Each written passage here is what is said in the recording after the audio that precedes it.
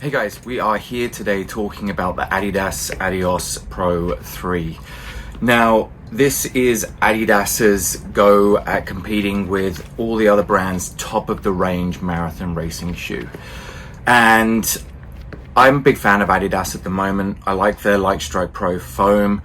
I feel like they're developing their race shoes a lot better now. They've changed up a fair bit of stuff within them, and I think that they're trying to push the innovation just as much as Nike is. I mean, you've got the Prime X, which has the strong upper now, which that upper is absolutely fantastic, and that's probably going to come down and put itself into the other versions like the Adidas Pro 4 or the Sen 10 when that comes out as well. The Prime X is one of the biggest stack height shoes that you can kind of get at the moment. Yeah, you've got the New Balance as well, but I feel like the New Balance isn't so much of a super shoe as the Adidas Prime X is.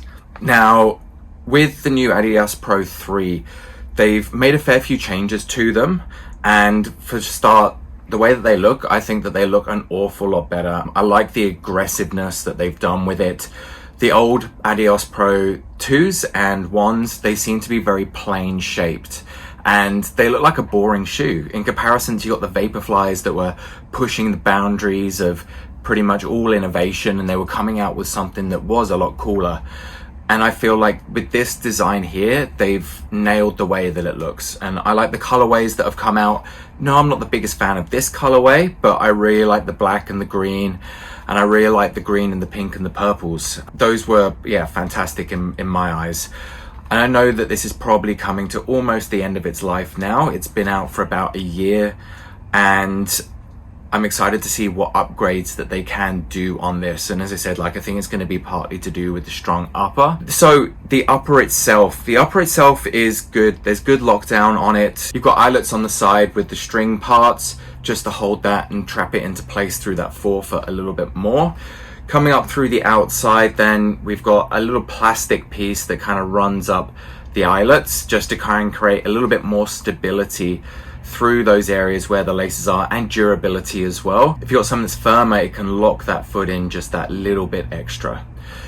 Around the outsides of the heel, we don't really have too much padding. There's a little bit of extra padding just on either side there, just to keep the comfort going. And that'll partly be to do with the fact that they do have the plastic that runs through the outside, which would probably be a little bit harsh around the ankles where you might get a little bit of rubbing.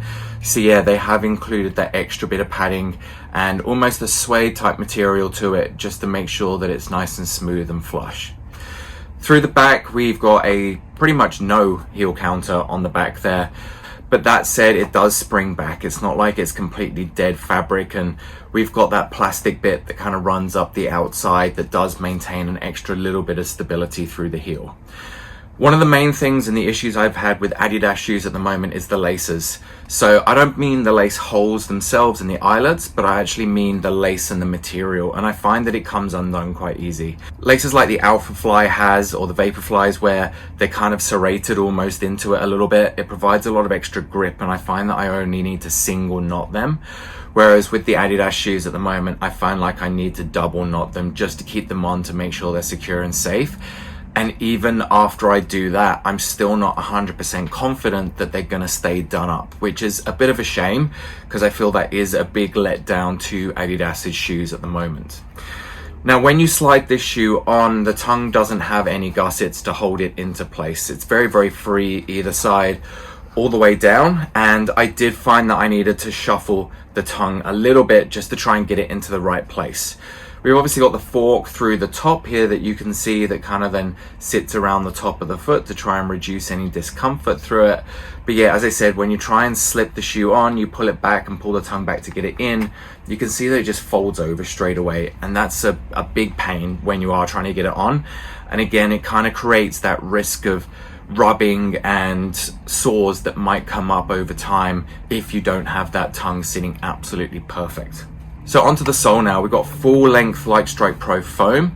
We've got a little bit more in comparison to the last versions.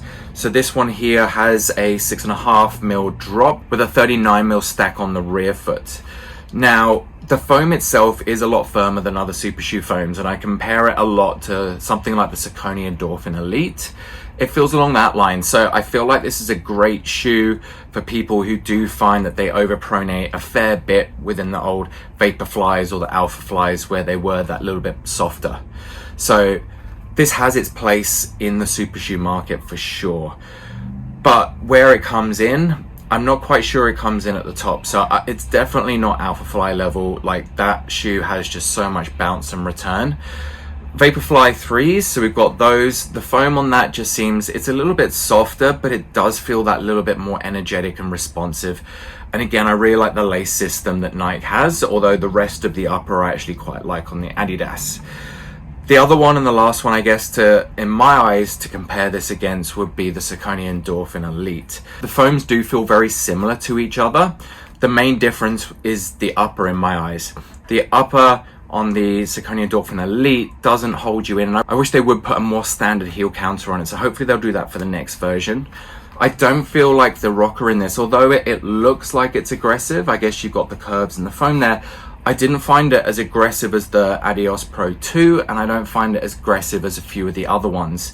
Yeah, it's got a smooth heel to toe transition, but I can't tell that rocker quite as much as the other shoes. So for someone who's looking for something a little bit less aggressive, I think that this is a great option. Now, the stack of foam itself, although it's up to that 39mm at the heel, it almost doesn't feel like there's enough. And I don't know whether or not that's because it is a little bit firmer than the other shoes, but it doesn't feel like the stack height is as much as the Vaporfly, as the Saucony Endorphin Elite. And I'm not entirely sure why that is. I feel like it doesn't give you quite the same energy return as those, although it is extremely comfortable, smooth shoe. The outsole, we've got that Continental rubber, nice and smooth, and obviously the more smooth it is, the more contact we've got with the ground, so the more friction that occurs. So we've got that covering a fair decent amount. It's not too thick. They've got really thin layers of it on there just to protect it. We've got to remember that this is a race shoe, so it's not going to be after thick layers of extra outsole to increase durability. This is something that is made for race days to try and keep as light as possible. That said, it's not actually that light a shoe. So this one here is a US 11.5, and it came in on my scales at 260 grams, which is the same weight as an Alpha Fly. And I'd expect the Alpha Fly to be a little bit heavier just because it's got the pods in it. It's not all foam.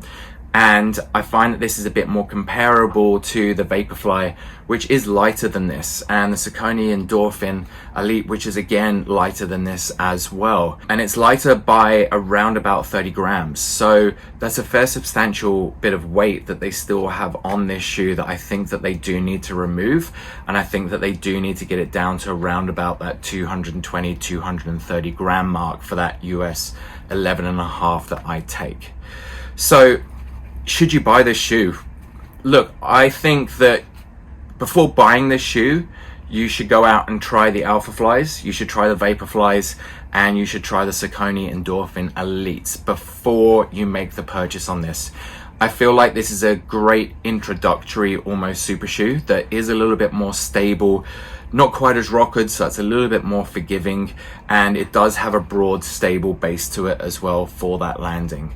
So yes, but try the other shoes beforehand just to see if they do suit you a little bit more. So this definitely has its place, but I think that they still have a little bit to improve on this shoe. And yeah, as I said, the next generations, I feel like they can pass down the strong upper, which would make a lot better, more secure upper, and possibly a little bit lighter.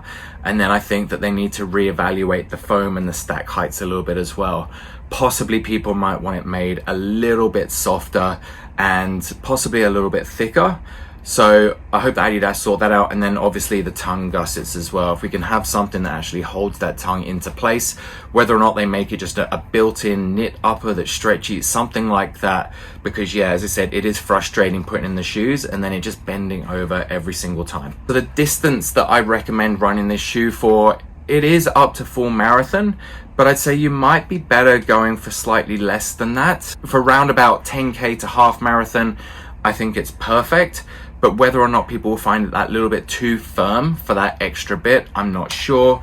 But that said, I mean, there's a lot of people that do and can wear this for full marathon as well.